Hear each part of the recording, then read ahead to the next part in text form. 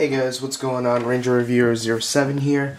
We have a new kind of comparison between the old Mighty Morphin Power Rangers, the original Mighty Morphin Power Rangers Dino Megazord, or as it was called in the old days, the regular Megazord, and the new 2010 Megazord.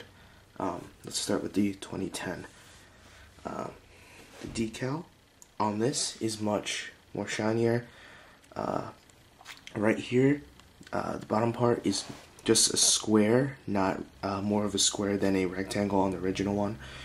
The plastic on this, on everything, on every single Zord is much softer. You'll hear between the differences. I'll do that, and the whole shield part of the Megazord is much more of a U now than this one. This was much broader, just flat. The wings are also the same. They come up a little bit more and they curve out, whereas that one is just popped up a little bit and then went out.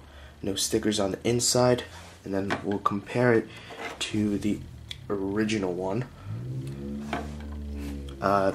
Most of you know they Americanized the stickers. We have a nice shine. Comparing this to the glass, kind of.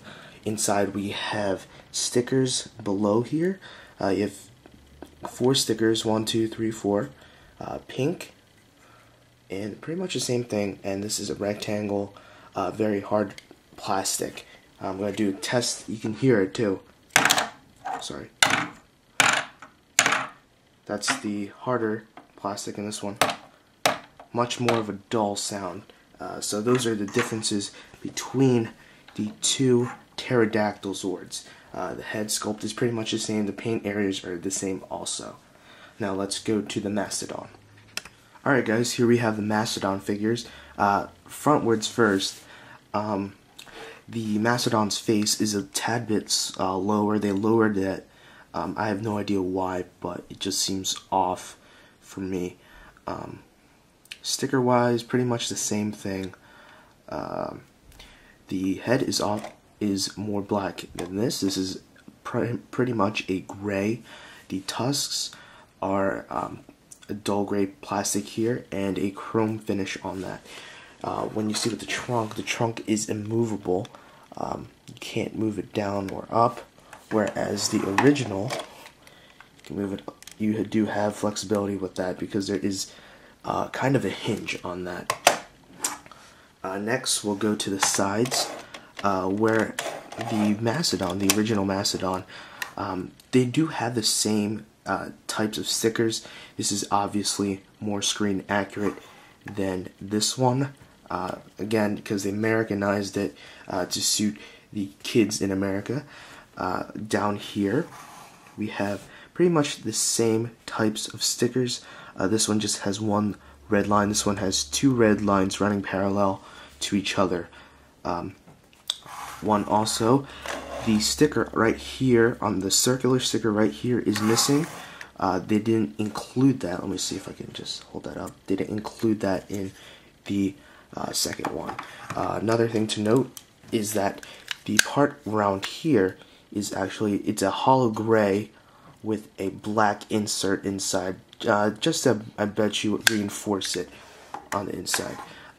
Obviously, if you take the head off, you can detach it. Kind of a new gimmick that Bandai likes to do.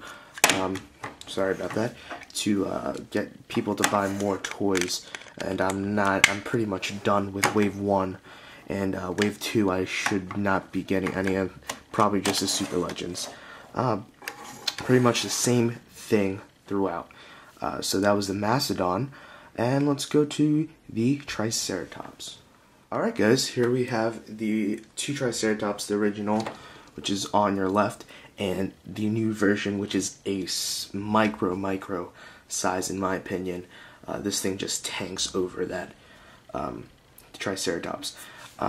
Front, we'll go to the front first. Obviously you do have the chrome horns. You can see that reflective. On the Triceratops, you just have dull plastic ones. Another thing to note are the eyes. This is a sticker, whereas this one, I believe, yep, that is painted on. Also, we do have differences between the foreheads. You have a regular sticker, yellow sticker, and this one is the orange. That's the orange one. It may seem yellow to you, but in real life it is yellow, orange. I apologize. Right there. Next, we're gonna go to the side views. You can see right here, it's more mechanical, like I said in the previous two Zords, mechanical, Americanized, whereas this one is more screen accurate, nicely done by Bandai of America. Next, we're gonna go to the top. Alright, as you can see, much the same, except the gray on here is a pure gray, whereas this one is a lighter gray. Another thing to notice is the top of Zord, when you put it into leg mode, okay, you have a nice chrome piece right there that comes off separately. Let me see if I can pull that off for you. That's hollow on the inside, but on the outside it looks pretty nice. Because I broke it, and put it on the leg. For the 2010 version, you just have one solid piece of gray that's attached to this. I bet you someone will do a mod of this and then carve it out like so. You can probably see on when you have to insert it to make it the legs, you can see a big difference. This is because of course, Bandai of America, again, with their gimmicks. You can put different kinds of feet on it with the vehicles that they sold. This one, you just put Triceratops on them. Also, what you get nice 4 stickers right here of the black bands, whereas you don't get anything here. Again, probably someone will do Reprolabels like of the vehicle. Another thing to note are the way it moves in tank mode. This one does have wheels. You can probably hear that.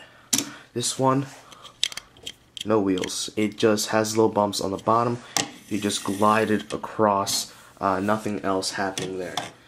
Alright, so those were the Triceratops. Let's go on to the saber-toothed tiger.